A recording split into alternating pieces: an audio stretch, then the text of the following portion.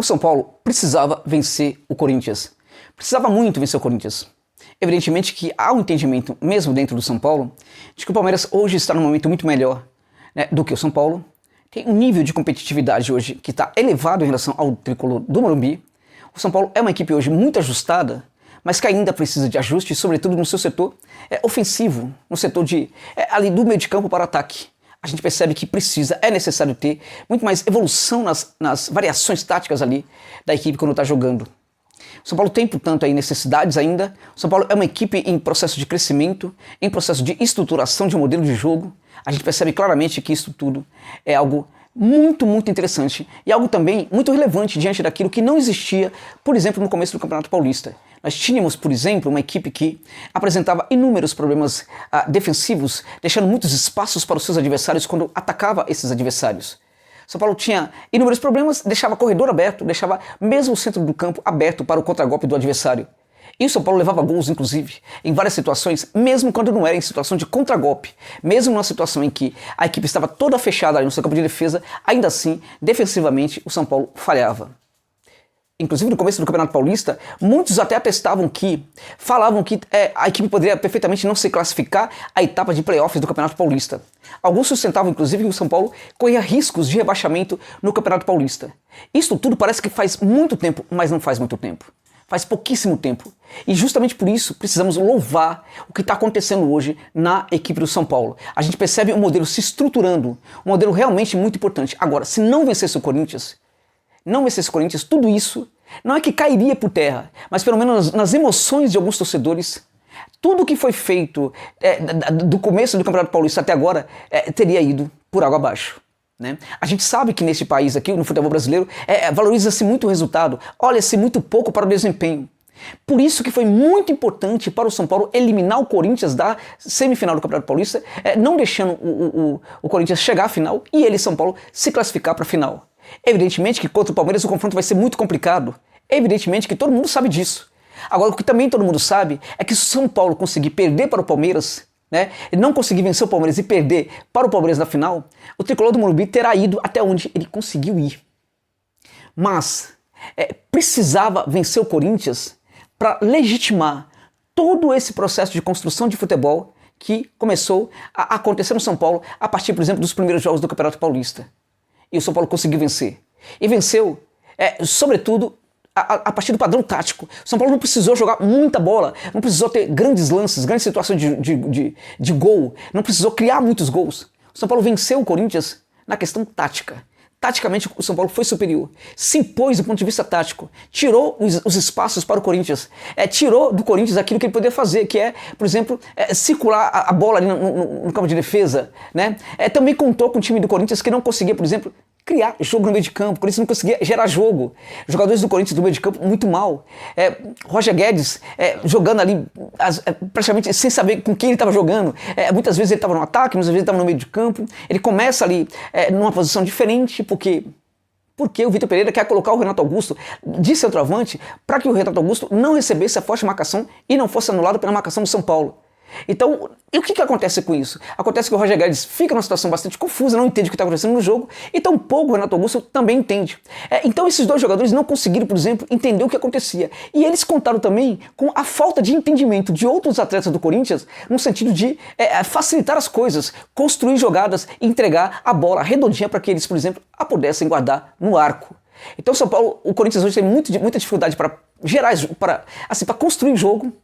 O Willian jogou muito mal, certamente que vem de lesão, está lesionado certamente. O Corinthians teve o problema também do Fagner, que é um jogador muito importante para que o modelo funcione. Quem entrou foi o Robson Bambu, que é uma piada, hoje jogou absolutamente nada. Um jogador que não sabia se era zagueiro, se era lateral, e não era nada no fim das contas, completamente afobado, né? Nervoso, afobado. O João Vitor, muito bom, mas muito afobado também em alguns momentos, porque hoje sofre a sobrecarga do Gil, que não está jogando nada, absolutamente nada.